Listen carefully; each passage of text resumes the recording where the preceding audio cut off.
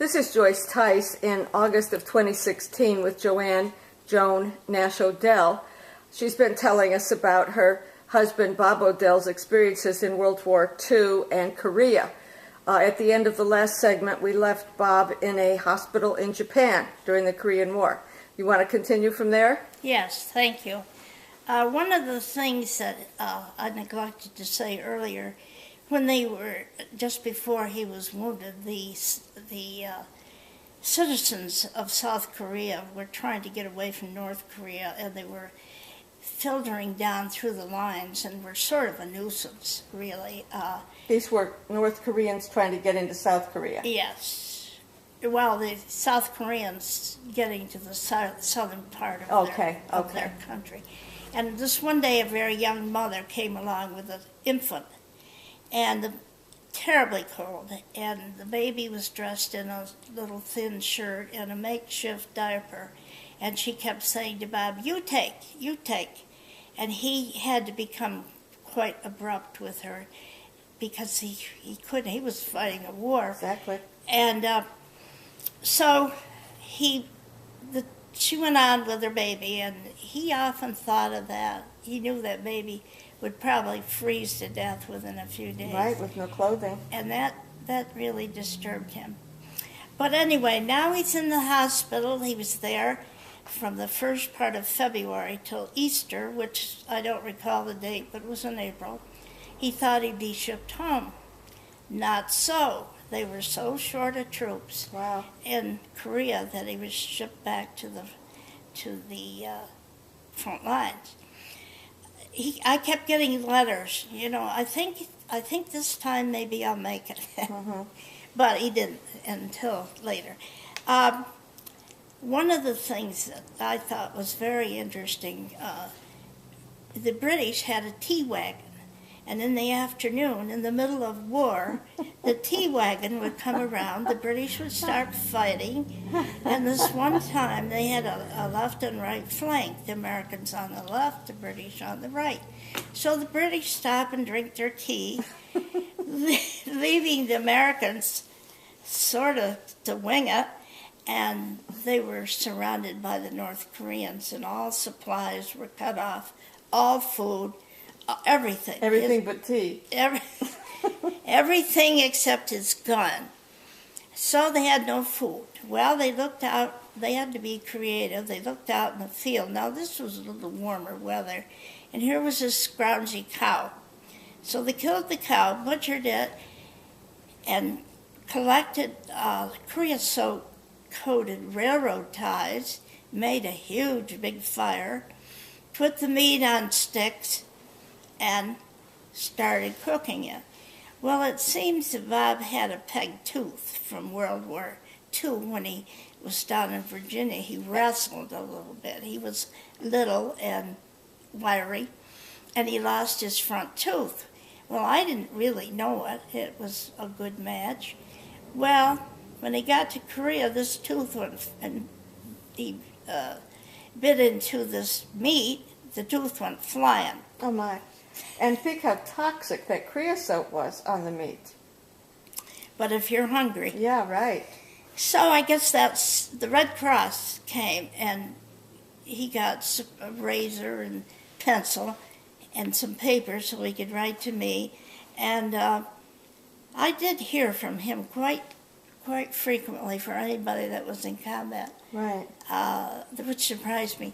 But when he was wounded, I got a letter from him before I got a telegram from the government. Really? Mm-hmm.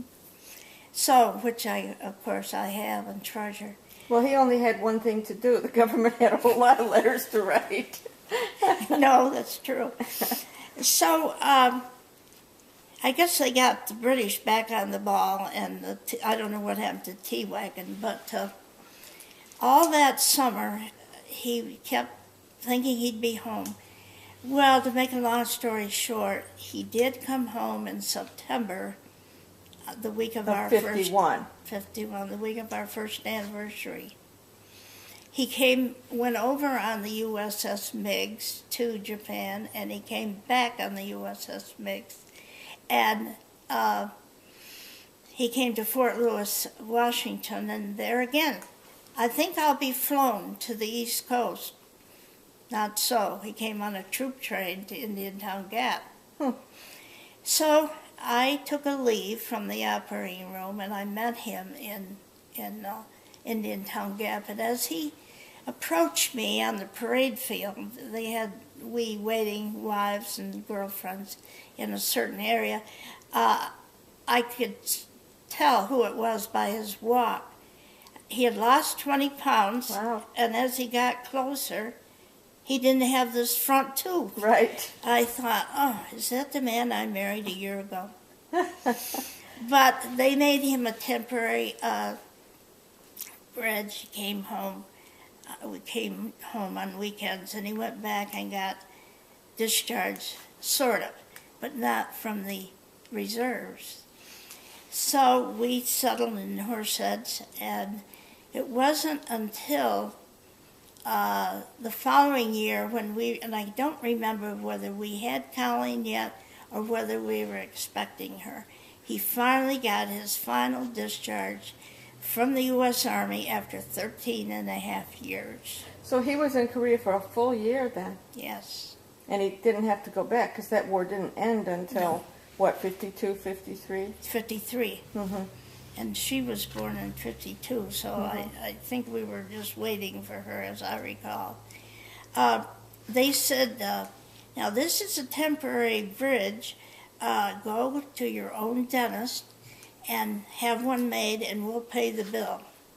Which they did, and it was wonderful. If a bridge could be wonderful. And he wore that to his grave. Mm-hmm. Bob he was very patriotic. He was very irritated by the Vietnam War people going to Canada. That would stir him up. And he never felt, poor me, he felt that freedom was costly, and he felt his duty. And he was well compensated. He had a 40% disability. He got a check every month. Really? Until the month he died, which was January 1998. They even paid for 9 months of his care in a nursing home when he had a stroke, which was not service-related. Mm-hmm. He had no grudges against the VA. They were very fine service, and that and the Red Cross, and not that he enjoyed war, but he felt it was his duty. And even our children to this day are very patriotic and proud that they had a father who served so valiantly. It's quite a surprise to me that there really were quite a number of people who served in both World War II and Korea. Mm-hmm. He is buried in the National Cemetery, and he was a buck sergeant, and it's a nice stone, and that's where I'll be buried. My information will be on the back, including the names of our children and the dates that they were born, which will help the genealogist. And I feel very honored that both of us can be buried in a national cemetery. At no cost, by the way. Now, at some point after you got out of nursing school, you worked as a visiting nurse. When was that? Let's see. He came home in October 51, and we settled in Horseheads. And I did work for visiting nurse until late spring 52. And then I was pregnant for Colleen, and I did not like it. That was one phase of nursing that I didn't care for. So I resigned sort of early. Mm-hmm. And I didn't work again until my children were in school. Mm-hmm. We had the GI Bill, build our house, and to this day I receive a compensation on my state and county taxes because I'm the widow, and that is my primary residence, and it was the house that was built with the GI loan. Interesting. Yeah, it doesn't amount to a lot, but $350 a year. Well, I've been there 59 years. Sure. So, That adds up. yes, I appreciate it. And I appreciate, you hear all this bad talk about the VA, and maybe so, but Bob did not experience any of that.